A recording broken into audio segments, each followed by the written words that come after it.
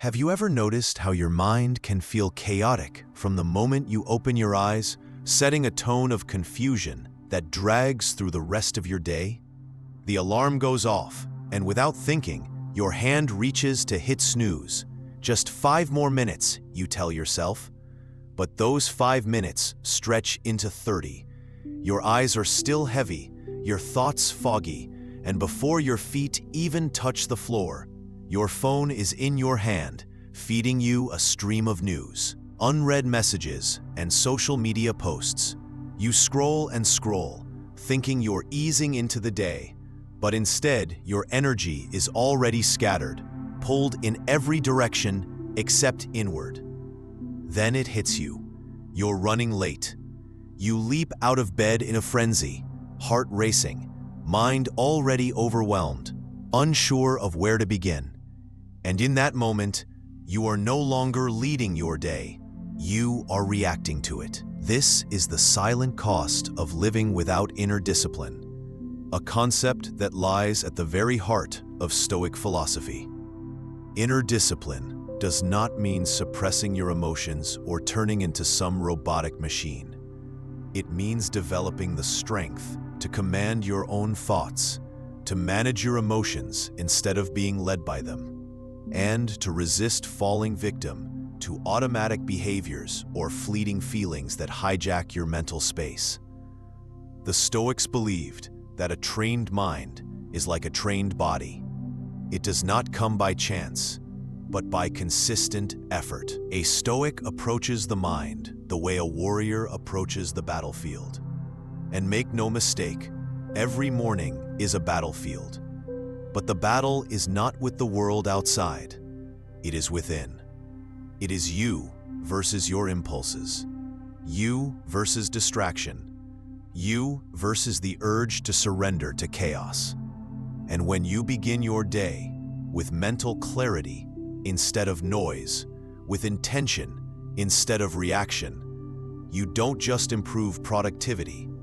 You build a deep, unshakable peace. This video will walk you through 11 powerful morning lessons grounded in Stoic wisdom, each paired with real-world examples so you can apply them immediately. These are not vague affirmations or generic habits. They are practical tools to help you begin each day with presence, power, and purpose. Follow these lessons, and you will not just notice a shift in how you feel. You'll watch your entire life begin to change, one morning at a time.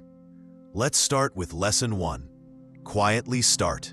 Morning isn't just the beginning of a new calendar day. It's a window into your subconscious, a fragile moment when your mind is still transitioning from dream to reality.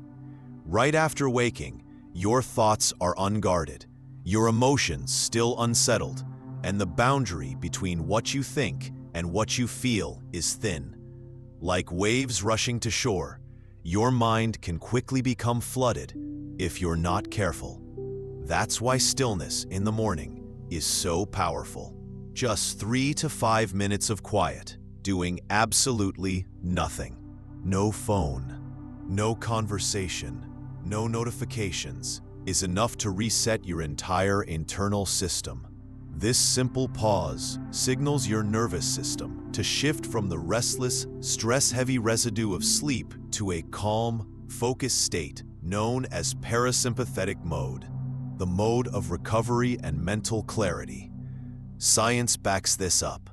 Even a brief moment of silence reduces cortisol levels, balances your breathing, and gently prepares your body for focused engagement. But more importantly, it gives you something most people never realize they've lost: control. Take Adam, a startup CEO, for example.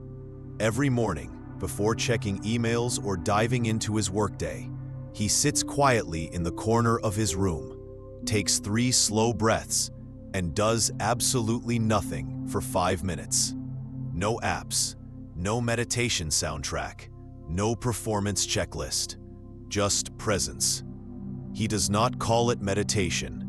He simply calls it his anchor, a silent reminder that he is alive, that he is in charge of how his day will unfold.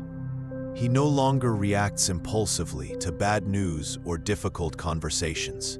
He responds with calm. That shift from reaction to response is the sign of a trained mind.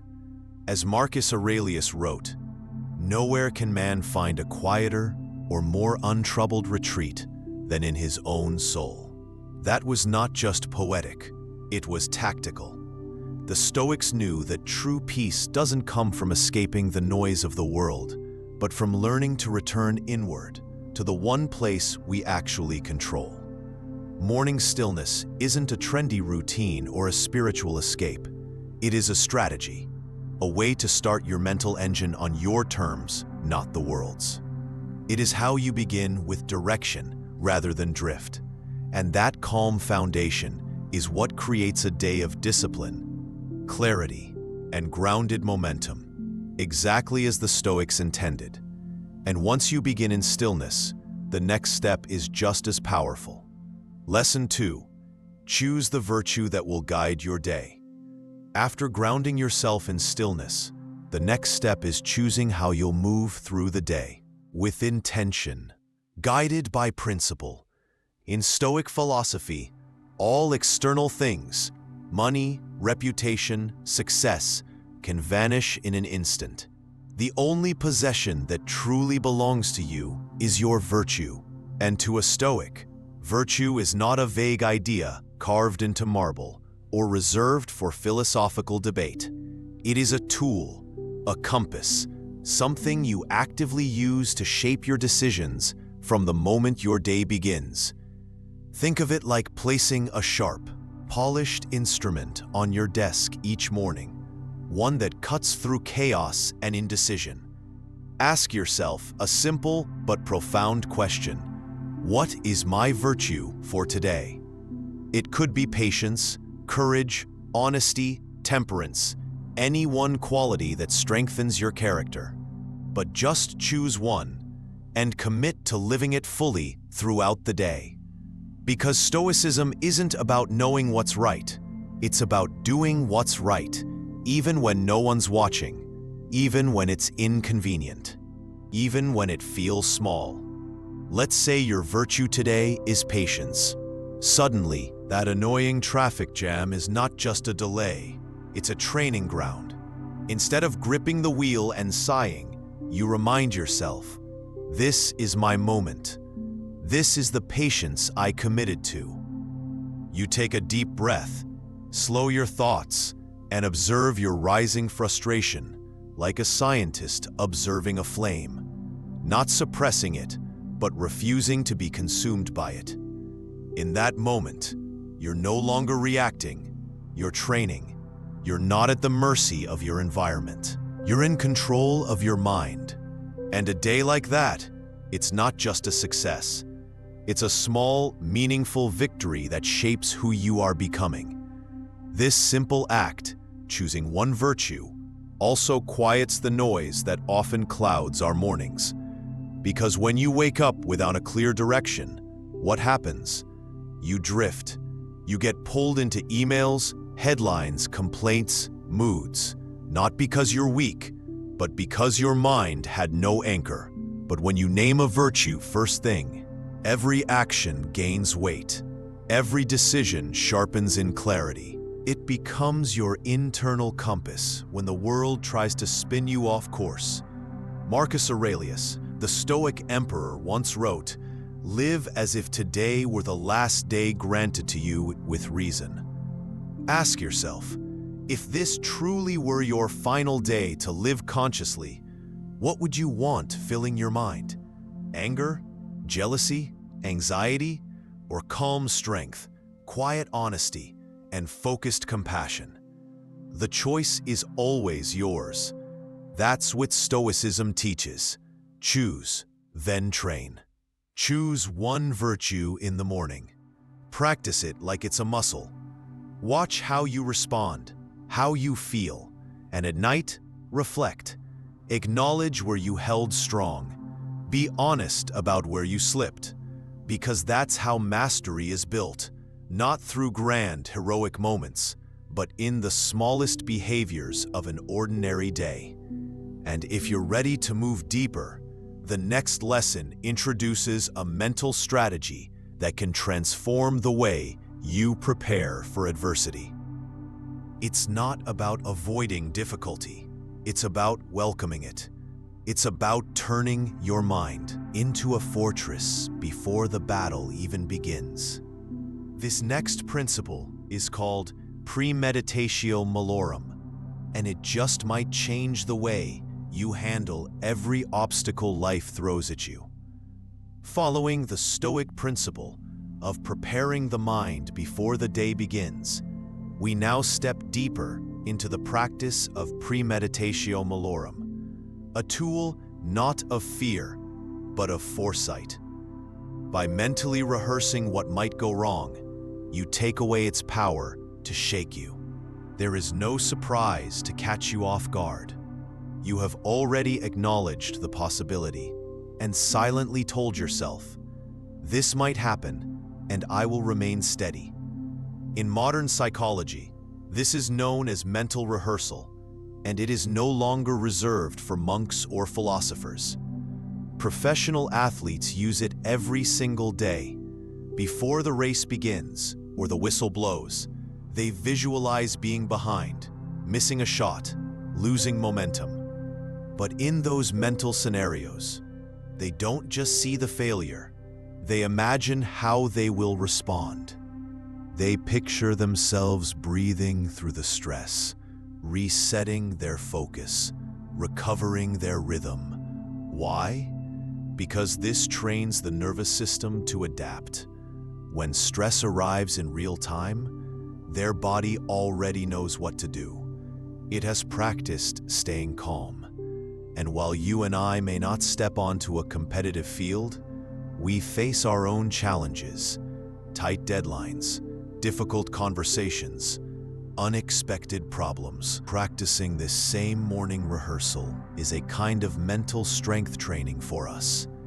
It helps you build a tolerance for uncertainty, so that when the unexpected does arrive, and it will, you don't crumble, you adapt.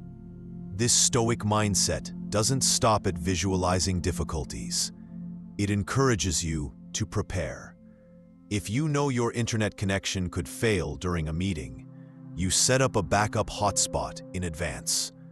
If you sense a colleague might challenge your ideas, you walk in with sharper reasoning and clearer facts. Premeditatio malorum is not pessimism. It is preparation, period. It is a proactive kind of mental discipline, one that lets you respond with reason rather than react with fear. And the beauty is, you can start small. Try this for the next 7 mornings. Before checking your phone, before diving into your to-do list, sit still for just 3 minutes. Ask yourself, what could go wrong today? Not to make yourself anxious, but to train yourself to be ready. The more often you imagine discomfort and face it in your mind, the less likely it is to overwhelm you in real life. Over time, your resilience increases, not because life gets easier, but because you get stronger. And once you understand how to anticipate challenges, the next key is learning where to place your energy, knowing what is yours to control and what is not. After learning to focus only on what you can control, the next lesson cuts right through the noise of modern procrastination. Act now. One of the most common traps the modern mind falls into is waiting. Waiting for inspiration. Waiting to feel more alert. Waiting for the right mood before starting anything meaningful. But to the Stoics, waiting was a luxury they couldn't afford. They understood something deeply practical. Feelings are unreliable, but actions are what define and shape us. Stoicism does not care whether you feel tired, groggy, uninspired. It only asks, what will you do? The sequence is simple but powerful. Action comes first, motivation follows. Marcus Aurelius once wrote, "At dawn, when you have trouble getting out of bed, tell yourself, 'I am rising to do the work of a human being.'" That single sentence is not a command wrapped in guilt. It is a mirror held up to an age drowning in hesitation, comfort, and delay. It's not about forcing yourself. It's about returning to your nature. You are a being of motion, not a machine that must wait for perfect internal conditions. Acting immediately doesn't mean rushing. It means initiating, refusing to be paralyzed by hesitation. Some mornings, you might feel completely unprepared. But if in that very moment you choose to get up, splash water on your face, brew your coffee, and read even 2 pages of a book, you've already won your first battle against inertia. No fancy soundtrack required, no special smoothie, no perfect mood, just simple, deliberate motion. Modern neuroscience backs this up. When you take action, even the smallest step, your brain releases dopamine, the chemical of satisfaction and progress. That chemical boost is what builds momentum. You don't act because you're motivated. You become motivated because you act. And when you repeat this process each morning, something changes. Your body learns. Your mind learns. It begins to associate mornings with motion, not delay. This is how a disciplined life is built, not from grand plans, but from small, consistent beginnings. Over time, these actions become automatic, instinctive, like tying your shoes or brushing your teeth. The Stoics didn't write their philosophy to sit on dusty scrolls or inspire Instagram quotes. They wrote to live. Epictetus once said, "First say to yourself what you would be, then do what you have to do." That was not a lofty thought. It was a direct order to himself and to anyone serious about living with purpose. If you truly want to train your mind to be disciplined each morning, this is the step you cannot skip. You must act, not later, not after you feel ready, right now. Do not wait for clarity. Do not wait for the perfect plan. Start, because the one thing you can control every morning is that first step. And from that step, the rest of your day begins to shift. Your posture changes, your energy stabilizes, your intention sharpens. Which brings us to a lesson that strikes even deeper, a reminder that gives every moment more weight. Memento mori. Perhaps nothing wakes you up more than realizing that one day you simply won't wake up at all. There will be no alarm clock, no sunlight spilling across your room, no more chances to say, "I'll do it tomorrow." Memento mori, remember that you will die, is not a threat. It's not dark or depressing. It's a deeply human, soul-shaking reminder that time is not unlimited. And for the Stoics, it wasn't something to fear. It was something to live by. When you carry this thought into your morning, you stop drifting through life. You stop postponing the things that truly matter. Calling someone you love, writing that paragraph, taking that walk, or even just sitting quietly and listening to your own breath. When you realize today could be the last time you get to do those things, you do them with presence, fully, without waiting for the right time. As Marcus Aurelius wrote, "You could leave life right now." Let that determine what you do and say and think. This is not about fearing death. It's about appreciating life while you still have it. Imagine your phone rings. It's a family member you've been meaning to call back. You're tempted to ignore it. But instead you whisper to yourself, "Memento mori," and suddenly you answer with your full heart. When you truly embrace memento mori, even the smallest actions become meaningful. Like picking up the phone to call someone, not out of duty, but out of deep gratitude. You realize, I still have the chance to connect, to say I love you, to be fully present. This mindset pulls you out of autopilot. It strips away the mental fog caused by routine, distractions, and emotional dullness. Suddenly, you are no longer drifting through your mornings, wasting time on scrolling, complaining, or lingering in gloom. Instead, you break free from the lazy comfort of later and step into a life lived with clear intention. Because when you live as if today could be your last, you do not waste your first hour. You invest it. You get up, stretch, breathe, and begin your day as if it matters, because it does. And if you've made it this far in the video, pause for a second. I want to say thank you, truly. We've crossed the halfway point in this journey together, and the fact that you're still here means something. It means you're not just watching passively. You're choosing to train your mind, to reflect, and to make space for discipline and clarity in your life. That effort is rare, and I deeply appreciate it. Now let us move into Lesson 7, Amor Fati.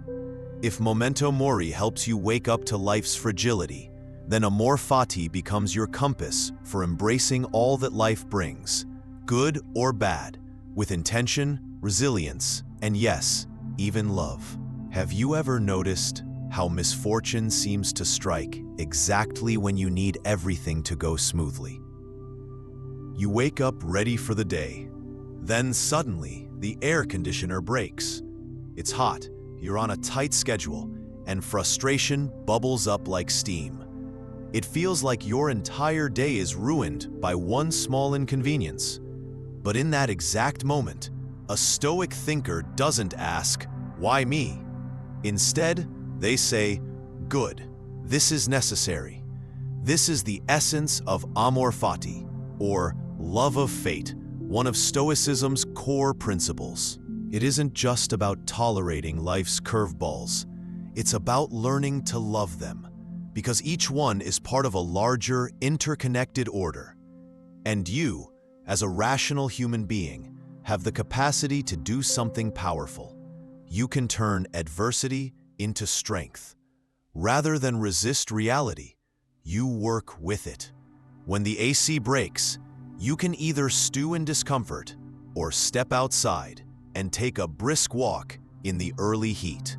You get your body moving, breathe deeply, and notice the morning light, the very things you often overlook in your rush toward comfort.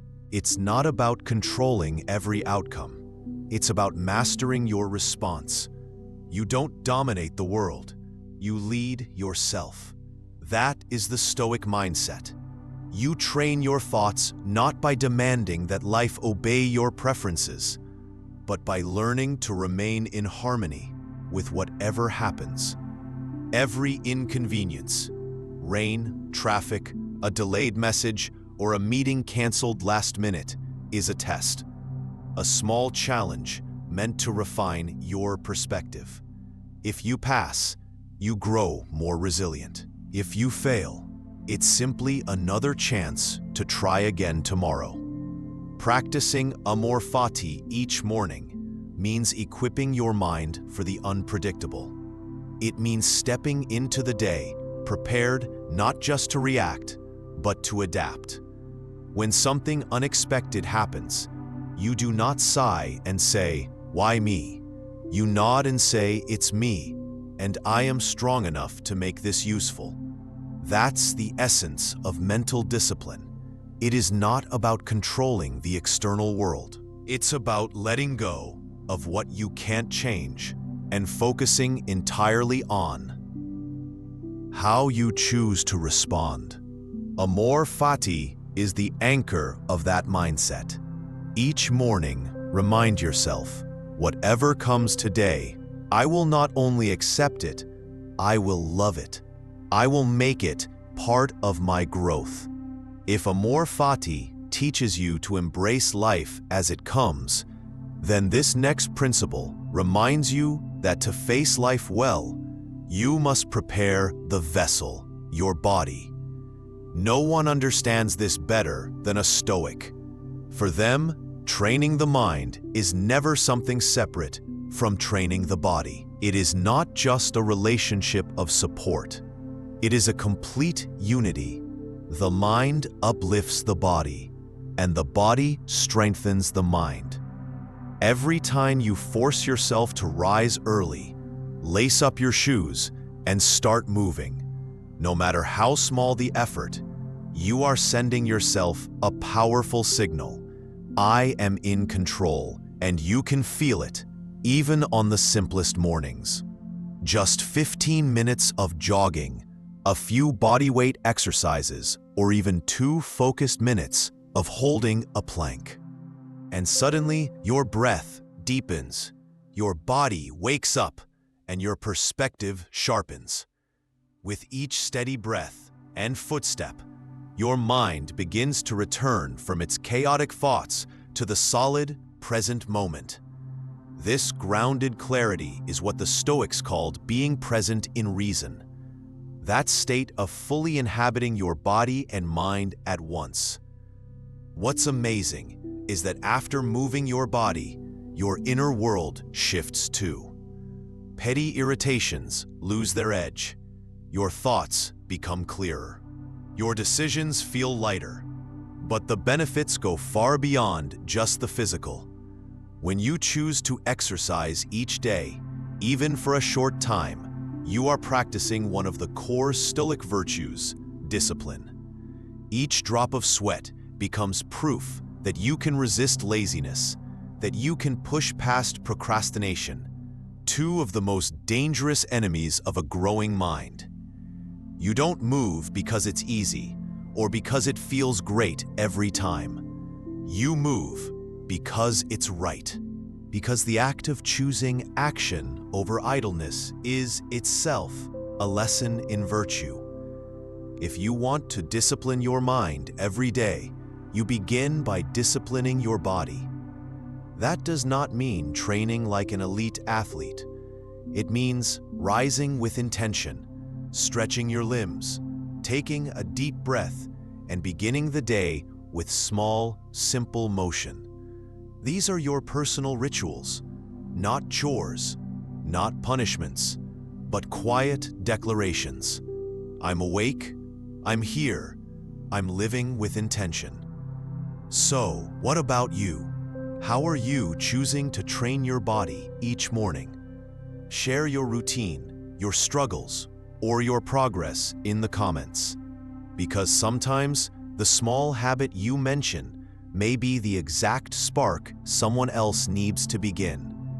Now, we move into Lesson 9, a mental practice to match the physical. It's a ritual of stillness and thought, reading and reflecting on a Stoic quote. Before diving into the whirlwind of emails, news, and to-do lists, I spend just 3 quiet minutes reading a few lines from Meditations by Marcus Aurelius. Not a chapter, not a long essay, just 1 or 2 sentences. Then I pause. I pick up a pen and I write. Sometimes it's a line about time, reminding me how short and precious life really is. Other times, it's about anger, or the power of staying calm in chaos. What's surprising is how these ancient words, so simple, so compact, can anchor my entire mindset for the day ahead. That's the true power of Stoic thought. Marcus Aurelius, Seneca, and Epictetus didn't write for applause. They wrote to survive, to lead, to think clearly in a turbulent world. Their teachings aren't dogma. They're mental medicine, short, sharp phrases that act like a compass for the drifting mind. And science agrees. Modern research shows that journaling, especially combined with mindful reflection, improves emotional regulation, enhances focus, and reduces stress. So instead of feeding your brain with social media or morning panic, you feed it with insight. You might copy a quote, then add a simple line underneath. I tend to get defensive when I'm criticized. Today, I'll pause 5 seconds before responding. In that moment, you're no longer just reading. You're connecting thought to action. That's how the mind starts to change, not from ideas, but from how you live them. When you begin your morning by reflecting on a single powerful idea, something profound happens. You do not just think more clearly, you start to feel aligned with a deeper sense of purpose. That one small habit becomes more than a routine. It becomes a quiet ritual that grounds your day. From there, you begin to build a stable psychological foundation, one that doesn't collapse under the weight of impulsive emotions or outside noise. And in that calm, conscious clarity, you don't force discipline through pressure or perfectionism. You build it through awareness, through presence, through perspective. Every morning spent this way, reading, thinking, reflecting, you're not just looking at a quote, you're reshaping the way you see the world. Which brings us naturally to Lesson 10, journaling. Every morning is a blank page. But before you write the next chapter of your life, the Stoics teach us to pause and reflect on the last one. They never encouraged us to live in the past, but they believed deeply in learning from it. And journaling isn't just about writing. It's a way of thinking. It's how you clean the lens through which you see yourself. It's a space where honesty lives, where you finally hear your own thoughts with clarity. For the Stoics, journaling was like looking into a mirror for the soul. Not a mirror to judge, but one to understand, to track where you've grown and where you've drifted. The method is simple. 3 questions, answered with quiet sincerity. What did I do well today? Where did I fall short? How can I improve tomorrow? This is not a performance. There is no teacher grading your work. There is no crowd applauding or criticizing. There is just you, your pen, and a moment of stillness. You do not need to write pages. 5 minutes is enough. Choose a fixed time, morning to set direction, or evening to reflect. And when you write, don't worry about sounding smart or staying positive. Don't filter your thoughts. Just be real. Write as if you are speaking to a wise inner guide. One who does not scold you, but listens deeply and helps you grow, slowly, honestly, patiently. At first, it may feel strange. You might sit there wondering, what should I write? Why am I talking to myself like this? But within just a few days, the shift begins. You'll notice yourself becoming more thoughtful, more self-aware, more centered. That's because journaling helps you take ownership of your inner world. It makes emotions visible. It lets you spot patterns before they become problems. It pulls you out of autopilot and teaches you to pause, to slow down, and to respond to life, not just react.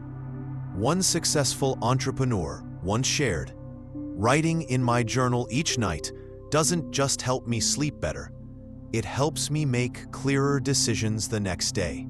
And he's right, not because journaling is some magical therapy, but because it helps you see what's worth holding on to, and just as importantly, what you're better off letting go. So if you've never tried it, start today. Grab a notebook, a pen, and 5 minutes of silence. Don't stress about the format. You can write short thoughts, long paragraphs, messy words, quiet insights. There are no rules, only honesty. And if journaling is already part of your life, then stay tuned, because the next habit ties everything together. It's the final thread in the Stoic morning routine, one that doesn't just strengthen your mind, but lightens your soul. Lesson 11. Practice gratitude and forgiveness. In any discipline of the mind, there are habits that feel strong, like pushing through resistance, staying focused, or making bold decisions. But the ones that transform you the most often appear soft, even gentle. That's what makes gratitude and forgiveness so powerful. These are not just pleasant emotions. They are practices that cleanse your inner space, that release the mental clutter, that allow you to move forward without bitterness, without heaviness, without regret. Gratitude is how you return your attention to what you have, not what you lack. It is how you break the cycle of dissatisfaction and anxiety that so often clouds modern life. No, everything may not be perfect, but there is always something to be thankful for. A roof over your head, a hot meal, a friend's voice, the fact that you have another day to try again. Gratitude helps you breathe slower. It calms the nervous system, reduces stress hormones like cortisol, and activates endorphins, the natural chemicals of peace and joy. And here's a powerful truth. You can't be angry and grateful at the same time. One cancels the other. Gratitude helps you realize that what you often overlook may in fact be the most precious thing you have. But alongside gratitude, there is another force just as vital: forgiveness. And now we come to perhaps the most challenging yet most liberating practice of all: forgiveness. This is where inner strength is truly tested. Because forgiving someone does not mean you justify their actions or pretend their mistakes never happened. It simply means you refuse to let their wrongdoing continue living in your mind. Forgiveness is not weakness. It is strength in its highest form. When you cling to anger or resentment, you imprison yourself within the very emotions that wounded you. You relive the pain over and over, giving power to what should have been released. But when you choose to forgive, you choose freedom. You choose to release yourself from the emotional weight you were never meant to carry forever. For the Stoic, this is not just emotional wisdom, it's logic. The only thing you truly control is your attitude and your response. So why carry the pain of yesterday into the promise of a new day? Each morning gives you a chance to set yourself free, and it starts with something incredibly simple. Before diving into the rush of your routine, pause and write down 3 things you're grateful for today. Maybe it's the warmth of your home, the strength of your body, a new opportunity, a second chance, or even just the silence of the early morning light. Say thank you, not just with words, but with presence. Live your gratitude in how you speak, how you move, and how you treat others. And if there's someone you still feel tension with, a misunderstanding left unresolved, an apology never spoken, take a step. If you're ready, send a message. Make the call. Reopen the conversation. But even if you're not, just write it down. Write what you wish you could say, and forgive them in your heart. Even if they never know it, you will know it, and it will feel like taking off a heavy backpack you forgot you were carrying. A weight that's quietly been draining your spirit day after day. Forgiveness and gratitude cost you nothing. They require no money, no travel, no app. But they return to you the greatest gift of all: a quiet, centered mind and a light, unburdened heart. This is the gift you deserve to give yourself each morning, because Stoicism is not just about surviving hardship. It's about becoming free from fear, from bitterness, from the noise within. And gratitude and forgiveness are the keys to that freedom. We've just walked through 11 powerful steps to train your mind each morning, starting with small but transformative habits, like embracing silence, choosing your virtue, and journaling, and moving through timeless Stoic principles like premeditatio malorum, understanding the circle of control, and finally, practicing gratitude and forgiveness. Each step is a stone in the path. Together, they build a solid foundation, a mind that is strong, clear, and prepared for anything. Now it's your turn. Take on the 7-day challenge. Each morning, go through all 11 steps. Do them in your own way. Feel the shift. Notice how your focus sharpens, how your stress lessens, how your perspective begins to change, not just on life, but on yourself. And when you finish the 7 days, come back and share your experience in the comments. Let us know what changed for you. Which lessons stood out the most? What surprised you? If you found value in this video, do not leave without hitting like, tapping subscribe, and turning on the notification bell. Because what's coming next will take your practice even deeper. And before you go, don't click away just yet. Your next video is already waiting for you in the corner. Go ahead, keep building, keep growing. I'll see you there.